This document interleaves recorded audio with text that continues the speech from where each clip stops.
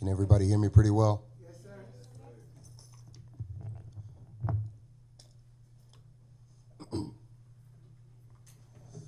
Going to do some sharing today. So I'm not actually a guest speaker because guest speakers usually just stand up and kind of read, and at the end, time for questions and things like that. Today I'm going to go really deep on some sharing as we honor Black History Month. I'm going to share some very, very personal information that I haven't shared in public, in front of people, but happy to do it today. I ask for one thing: respect. That's all I ask for. If you don't want to hear it, I just ask that you respect the person next to you. They might want to hear it. I think there's going to be something in my sharing that can help everybody in here.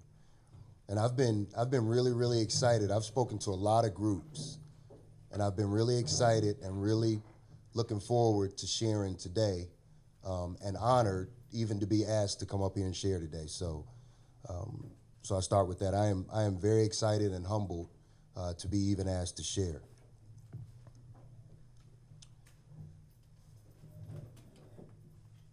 On your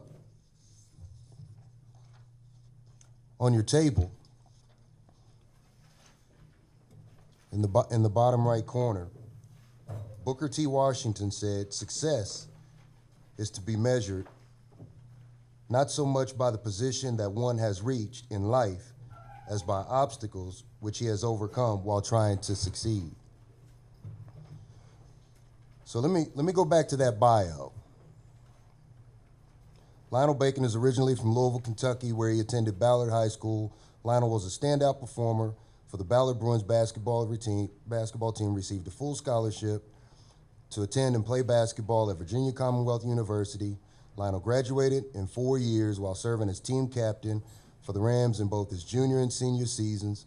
With a degree in juvenile justice, Lionel then went on to graduate school and earned a master's degree in athletic administration. For the next 20 years, Lionel will be employed by the YMCA in 4 cities, including Richmond, Cleveland, Ohio, Houston, Texas, Chesapeake, Virginia, leaving in 2014 as Vice President of Community Development.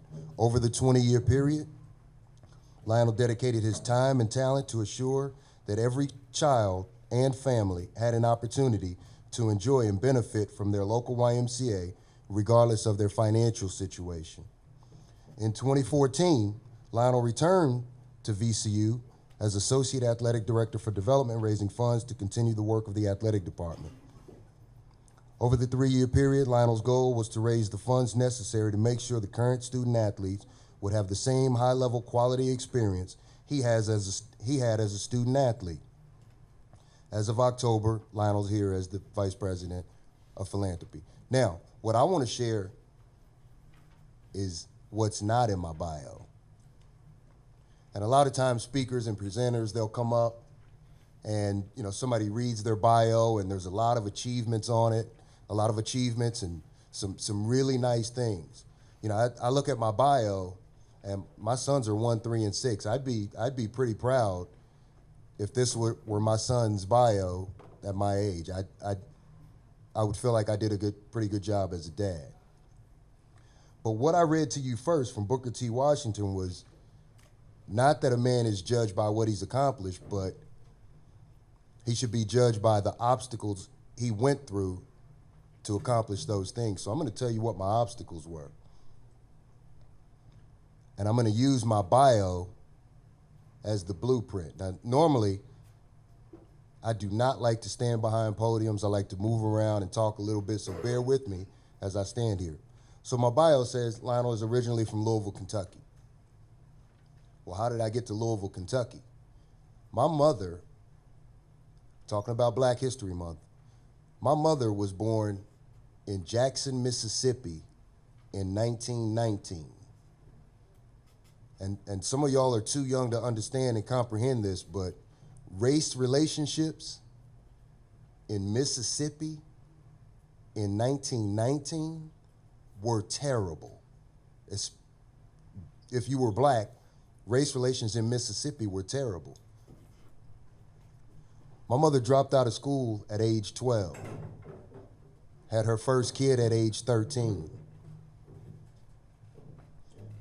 My family, my brothers and sisters, I'm the youngest of 12 kids.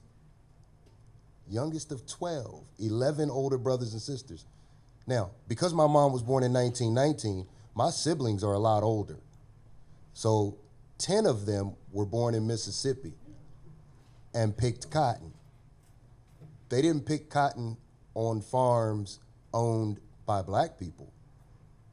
They picked cotton on farms owned by white people. Now, throughout this sharing, I'll use black, African American, white, Caucasian. You pick whatever fits for the ease of it. I'm gonna use black and white. So, but the common thread of what I'm sharing is I have no need, nor does my family, nor do you, in my opinion, to be prejudiced. There's not a person who has not benefited in somehow, some way from getting help from other races.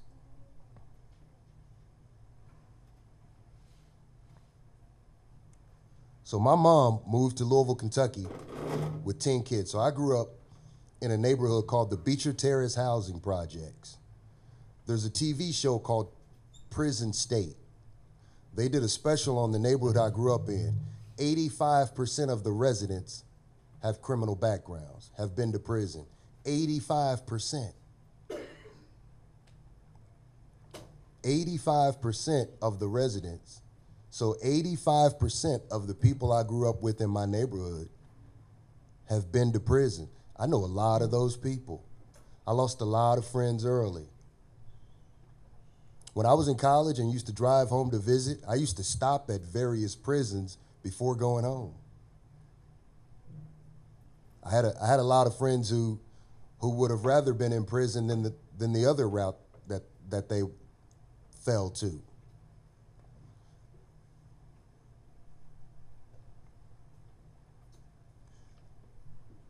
So youngest of 12, on welfare. My dad was killed before I was 3. So I've never even seen a picture of my dad.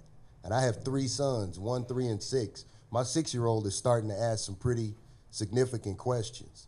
He's at that age now where he understands that his mom has a mom and dad, but he's never met his dad's mom and dad. So he's starting to really put 2 and 2 together and starting to ask some questions. And I don't even have a picture to show him.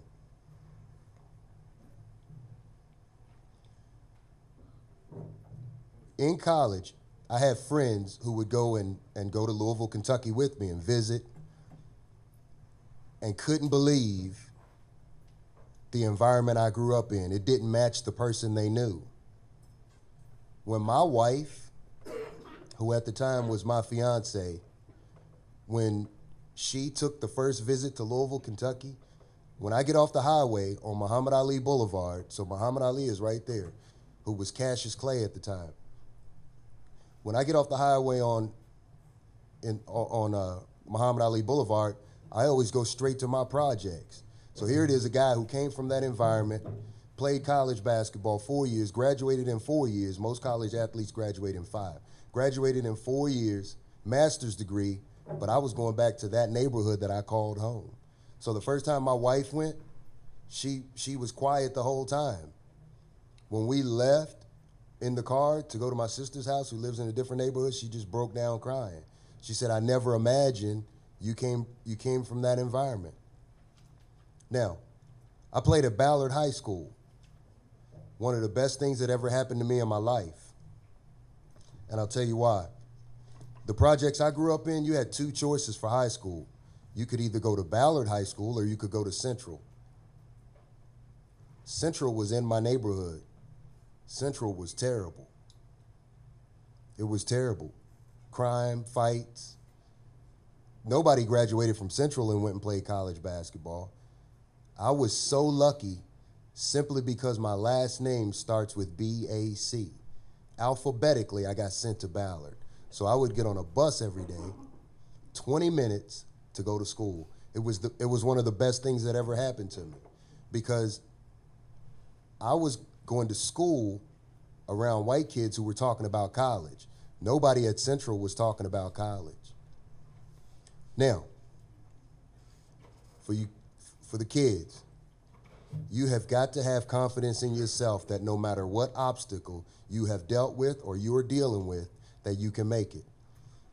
School, for me, 1st through 6th grade, it was easy. I loved it. But then when basketball got bigger in my life,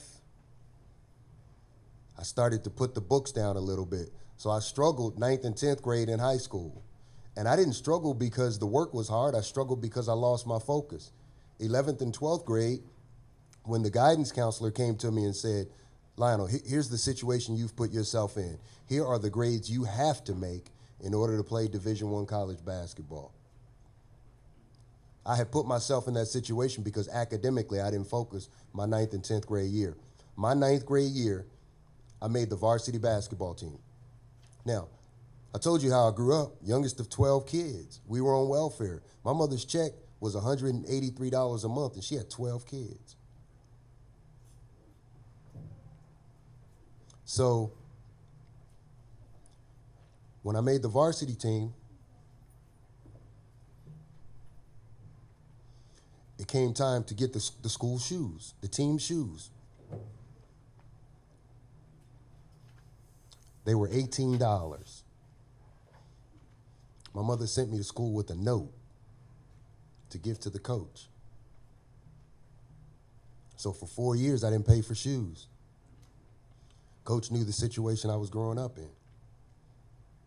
White coach. From 12th grade on, I never played for a black coach. What reason do I have to be prejudiced? What reason do you have to be prejudiced? Now, basketball came easy to me. The environment I grew up in, I learned real quick, you need to learn how to do two things, fight and compete. And so I learned to compete in everything, to just put my hardest into it. All of my brothers, my mom had 7 boys and 5 girls. All of my brothers were high-level athletes. My oldest brother was a boxer and knew Muhammad Ali. Muhammad Ali is from Louisville, Kentucky. As a kid, I grew up seeing Muhammad Ali. He boxed with one of my older brothers, but then I had a brother who was slightly younger than my oldest brother, who was the best basketball player in the family, that was friends with Muhammad Ali.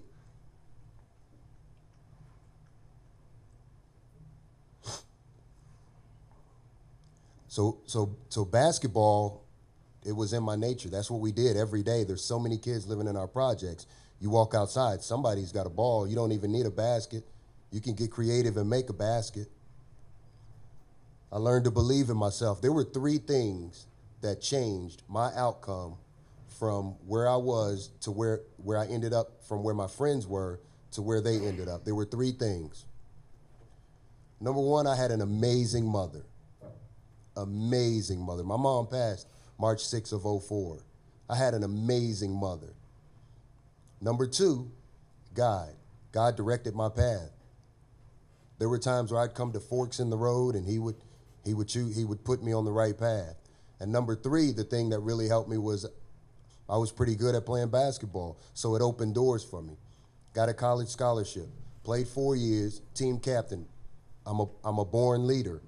My senior year in college, I'm in the gym. I was always the first one in the gym. So my senior year, I'm in the gym, shooting around before practice.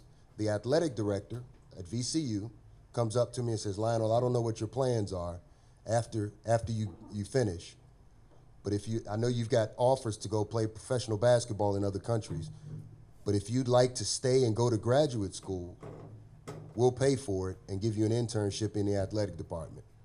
Why don't you take some time to think about it? I said, I just thought about it. I'd like to stay and go to graduate school. Now, first year of college and second year of college, I struggled in the classroom. Not because the work was too hard, I wasn't focused. You have to focus. There are a lot of things that you kids are going through. A lot of things. You have to fight through it and focus. You've got to try to fight through it and focus. So my first 2 years in college, I struggled in the classroom. My second 2 years, when I really started to get serious about books, was great in college. Then went to graduate school, and when there was no basketball, honor roll. So when the work got harder, my grades got better. What was the difference? I focused. You've got to find a way to focus, no matter what you're going through. In my bio, it says I have a degree, and my undergraduate degree is juvenile justice. I saw so many of my friends go off in the wrong direction that's what I took up in college. I wanted to not only take a different path, but I wanted to make sure that my life was dedicated to helping other kids like me and my friends not choose the wrong path. I worked 20 years for the YMCA. In my neighborhood, there was a YMCA. Now, here's the cool thing about that. Let me back up a little bit. The athletic director that offered to pay for graduate school, he wasn't black. He was white. Why should I be prejudiced? Why should anybody be prejudiced? Let me back up a little bit more. When Christmas came around, there was a family of a mom and dad and a little boy that used to knock at our door, and they had our Christmas gifts. It was the family whose house my mom cleaned.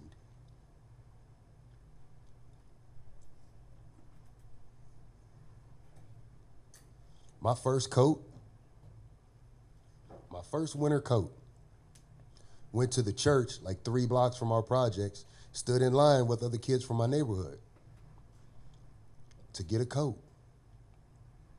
The free lunch program for poor kids in the projects was there every day. Every day. So the YMCA,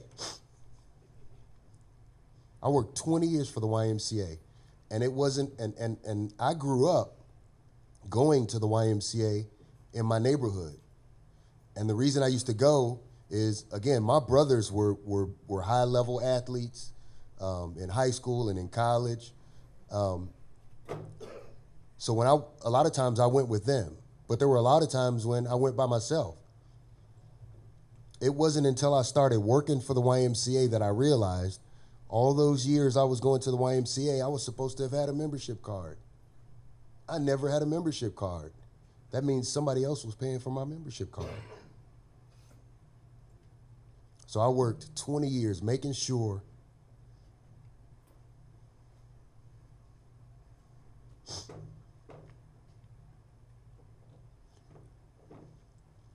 that every kid and every family that wanted to take advantage of the YMCA could, regardless of what their income was. I made sure of it.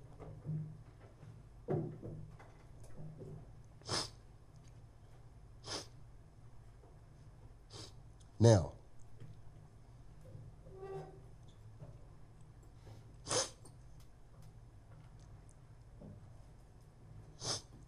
my role now is as Vice President of Philanthropy for the Virginia Home for Boys and Girls. And my job, the thing I get excited to do every day, is to get up and come here and sit and talk to people and sit and talk to companies about why we need the financial support, why we'd like to put $650,000 in this dining hall and renovate it, why we need $350,000 to put in the gym, to put air conditioning in it, to fix that roof, why we need $150,000 to upgrade the homes. That's what I'm passionate about every day coming in here, because there were 3 things that kept me from being here. An incredible mom, the ability to play basketball, and God. Now, we, meaning everybody, should celebrate Black History Month.